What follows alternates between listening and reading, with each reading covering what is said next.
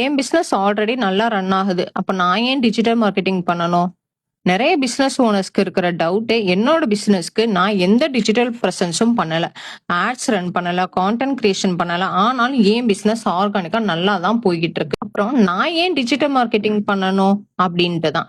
இதுக்கான ஆன்சர நான் சொல்றேன். இப்போ இருக்க இந்த காம்படிட்டிவ் வேர்ல்ட்ல ஷார்ட் டெர்ம் வேணும்னா உங்க பிசினஸ ஆர்கானிக்கா சக்சஸ்ஃபுல்லா ரன் பண்ணிட்டு இருக்கலாம். ஆனா உங்க ப்ராடக்ட் ஆர் சர்வீசஸ நீங்க டிஜிட்டலைஸ் பண்ணாம இருந்தா உங்க பிசினஸ லாங் டேர்ம்க்கு சக்சஸ்ஃபுல்லா ரன் பண்ண முடியாது.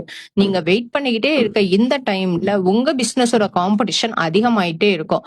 உங்களோட காம்படிட்டர்ஸ் ப்ராப்பரா மார்க்கெட் அனலைஸ் பண்ணி ஆடியன்ஸ்க்கு ஏத்த மாதிரியான offers, creative planning, content creation, ads, automation, influencer marketing எல்லாமே ஸ்டார்ட் பண்ணி உங்க கஸ்டமரை அவங்க அட்ராக்ட் பண்ணிடுவாங்க. எனக்கு ரிப்பீட்டேட்டிவ் கஸ்டமர்ஸ் வருவாங்கப்பா, அதனால எனக்கெல்லாம் ப்ராப்ளம் இல்ல அப்படின்னு சொன்னீங்கன்னா, உங்க ஆடியன்ஸ் தான் உங்க காம்படிட்டருக்கும் ஆடியன்ஸ்.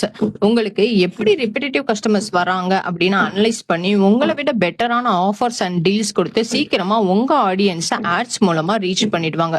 ஸோ குவாலிட்டியான ப்ராடக்ட்ஸ் இருந்தும் உங்க பிராண்டை நீங்க ப்ராப்பரா பொசிஷனிங் பண்ணாம இருக்கனால நீங்க உங்களோட கஸ்டமரை காம்படிட்டர் கிட்ட லூஸ் பண்ற மாதிரி ஆயிடும். டிஜிட்டல் மார்க்கெட்டிங்க ஒரு செலவா பார்க்காம உங்க பிசினஸோட லாங் ரன்கான இன்வெஸ்ட்மெண்ட்டா பாருங்க. உங்க பிசினஸ்க்கும் டிஜிட்டல் மார்க்கெட்டிங் பண்ணணும்னா நம்ம பேஜை ஃபாலோ பண்ணிட்டு டிஜிட்டல் மார்க்கெட்டிங் டிஎம் பண்ணுங்க.